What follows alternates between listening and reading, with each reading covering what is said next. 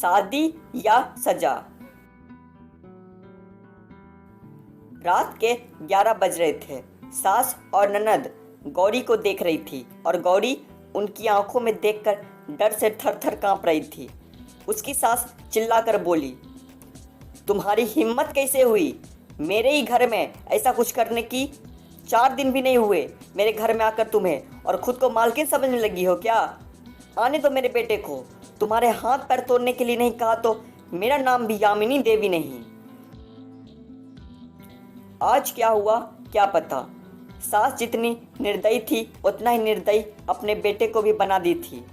हर एक नई दुल्हन अपने पति के घर जाने के लिए राह देखती है, पर गौरी वह तो उसके पति की राह भी कभी नहीं देखती थी, क्योंकि वह अपने पति से बहुत डरती थी। मन ही मन में भगवान का जाप जप रही थी कि उसका पति आज घर पर आए ही नहीं। पर जब तक उसका पति घर पर न आए तब तक उसे उसकी सास खाना खाने नहीं देगी। उसकी सास इतनी निर्दयी थी कि उसने रसोई घर में ताला लगा रखी थी। ऐसा क्या हुआ था कि यामिनी देवी गौरी के साथ इस प्रकार का व्यवहार कर रही थी? और गौरी के पति मतलब राघवन का ऐसा क्यों स्वभाव था कि नई दुल्हन होकर भी वह अपने पति की राह नहीं देखती थी? आइए हम आगे जानते हैं। गौरी की शादी राघवन से 3 महीने पहले हुई थी। गौरी के माता पिता बचपन में ही मर गए थे और तब से गौरी अपने चाचा चाची के यहाँ ही रहती थी। 12वीं की पढ़ाई खत्म होते ही उसके चाचा चाची ने उसकी शादी करवा दी। गौरी की जिम्मेदारी से उसके चाचा चाची मुक्त हो गए। यहाँ तक कि उसकी चाची ने उसकी शादी के बाद उसके जाने की खुशी में पार्टी भी की। शादी के बाद कभी भी उसके चाचा चाची ने उसका हाल भी नहीं पूछा, बस शादी करके जिम्मेदारी से मुक्त हो गए।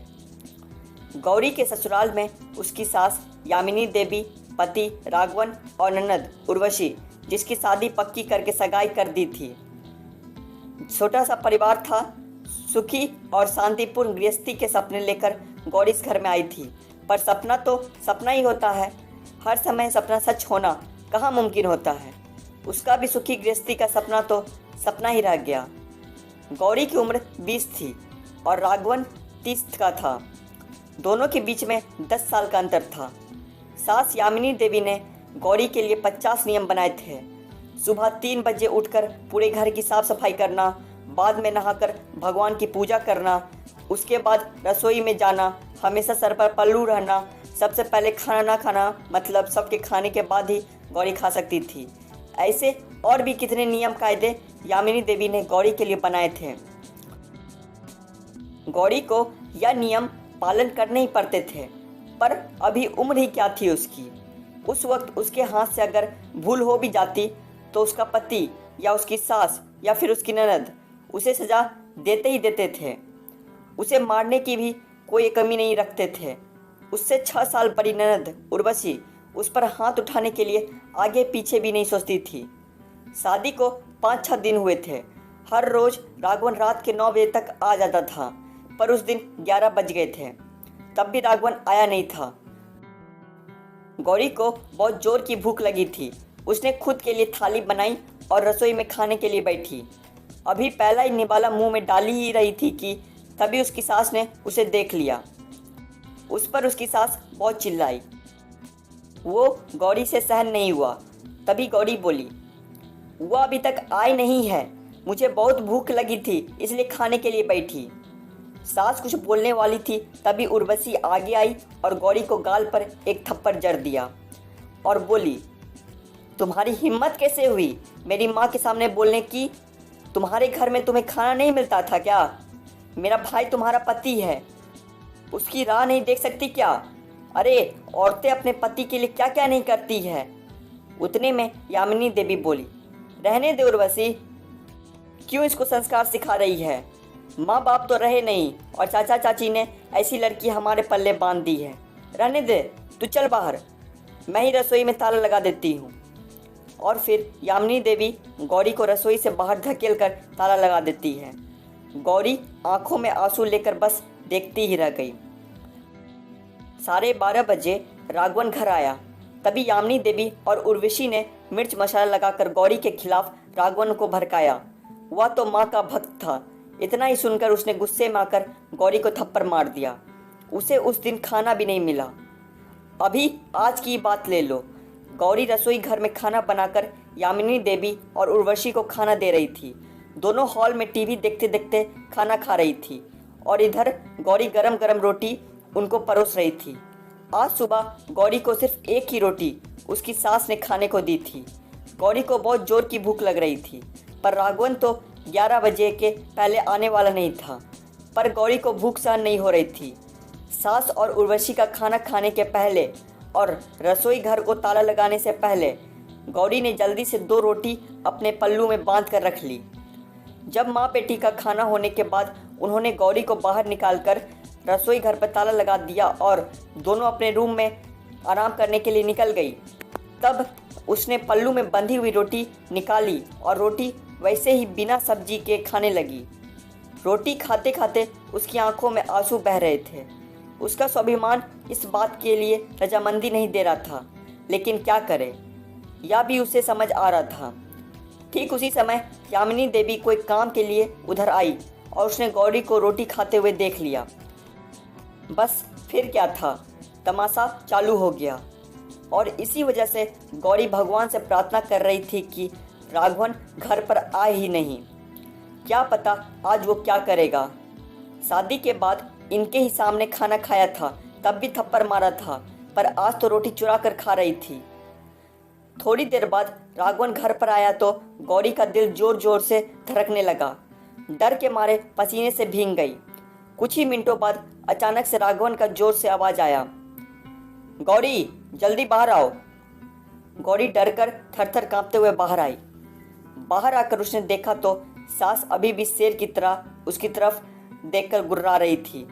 उर्वशी भी मन ही मन में मुस्कुरा कर देख रही थी और राघवन, उसकी आंखें खून की जैसे गुस्से से लाल हो गई थी। जैसे ही गौरी राघवन के सामने आई, उसने उसके बालों को पकड़कर जोर से धकेल दिया। आह! गौरी बहुत जोर से चिल्लाई। फिर राघवन बोला, तेरी इतनी हिम्मत हुई कि तू अपने ही घर में चोरी करती है? रुक, तुझे तो मैं अभी दिखाता हूँ। बोलते बोलते राघवन ने अपने कमर का बेल्ट निकाला और गौरी को मारने लगा। गौरी जोर जोर से रोते हुए, दर्द से चिल्लाते हुए उससे माफ़ी मांग रही थी, पर उसके पति को और घर में रहने वाले 2 औरतों को उस पर दया नहीं आई। गौरी को सहन नहीं हो रहा था, तभी उसने राघवन को धक्का दिया और घर के बाहर भागने लगी। अरे पकड़ो उसे, बाहर कहाँ चली? यामिनी देवी राघवन को बोली। तभी राघवन बोला, जाने दो माँ, भाग भाग कर कहाँ जाएगी? कहाँ उसे पालने के लिए उसके मायके वाले हैं जो उसे संभाल लेंगे। आएगी वापस घूम के यहीं पर, जाने दो उसे। पहले मुझे खाना परोसो, मुझे बहुत भूख लगी है। राघवन का बोलना सुनकर यामिनी देवी ने राघवन को खाना दिया और आज भी सभी खाने के लिए बैठे, पर गौरी की याद किसी को भी नहीं आई। थोड़ी देर बाद गौरी वापस घर में आई। उसे देखकर तीनों राक्षस जैसे हंसते हंसते उसके सामने खड़े हुए। आ गई क्या वापस महारानी? क्या हुआ, मायके वालों ने घर में नहीं लिया? यामिनी देवी ने उसे टोंट मारा। तभी राघवन उसे बोला, जब तक तुम मेरे पैरों पर अपनी नाक नहीं रगड़ती, तब तक मैं तुम्हें घर के अंदर आने नहीं दूंगा। मुझे धक्का देकर चली गई थी ना? हाँ भैया, इतनी जल्दी से माफ़ मत करना। अब अगर इसे माफ़ किया ना तो कल यह सिर पर चढ़कर नाचने लगेगी। ऐसी लड़की का क्या भरोसा? अरे भरोसा तो अभी हमें तो तुम पर भी नहीं रहा। जो अपनी भाभी का सम्मान नहीं कर सकती, वह लड़की हमारे घर का क्या मान बढ़ाएगी? अचानक गौरी के पीठ के पीछे से उर्वशी के होने वाले ससुर की आवाज़ आई और वह अंदर आए। उन्हें देखते ही तीनों के चेहरे का रंग ही उड़ गया। अरे समधी जी, आप कब आए? यामिनी देवी साड़ी ठीक करके माथे पर पल्लू लेकर बोलने लगी। उसी वक्त आया जिस वक्त आपकी बहू रास्ते से डरकर इधर से उधर भाग रही थी। अच्छा हुआ अभी से तुम्हारा असली चेहरा हमें दिख गया। आज मैं आता नहीं तो हमारे घर की बर्बादी हो जाती। अगर ऐसी बहू हमारे घर आई होती तो? उर्वशी के होने वाले ससुर उसकी तरफ हाथ दिखाकर बोले, नहीं नहीं, आपको कोई गलतफहमी हो गई है पापा। आप अंदर तो आइए, मैं आपको सब समझाती हूँ। उर्वशी ऐसे बोली तो उसके होने वाले ससुर बोले, कौन से पापा? किसके पापा? माफ़ करो, हमें अब आपके साथ कोई भी रिश्ता नहीं करना, और जो आपको समझाना है ना वो बाहर खड़े पुलिस को बताना। अचानक पीठ के पीछे से पुलिस अंदर आई। पुलिस को देखकर उन तीनों की बोलती ही बंद हो गई। क्या बोले कुछ समझ नहीं आ रहा था। तभी यामिनी देवी नरम आवाज़ से गौरी को बोली, अरे बहू, छोटी बात पर कोई पुलिस को बुलाता है क्या? छोटी गलतफहमी हो गई है ना। और ऐसी छोटी बड़ी परीक्षा हर एक औरत को शादी के बाद देनी ही पड़ती है। और हाँ, या तो तुम्हारा ससुराल है ना, ससुराल वालों का मान रखना तो तुम्हारा कर्तव्य है बेटा। माफ़ कीजिए सासू जी, मुझे ऐसी परीक्षा देने का कोई शौक़ नहीं है। मैंने शादी थप्पड़ खाने के लिए नहीं की थी। और यह ऐसा कैसा ससुराल जहाँ मुझे रोटी भी चुरा कर खानी पड़ती थी? आपने मुझे कमज़ोर समझा था क्या?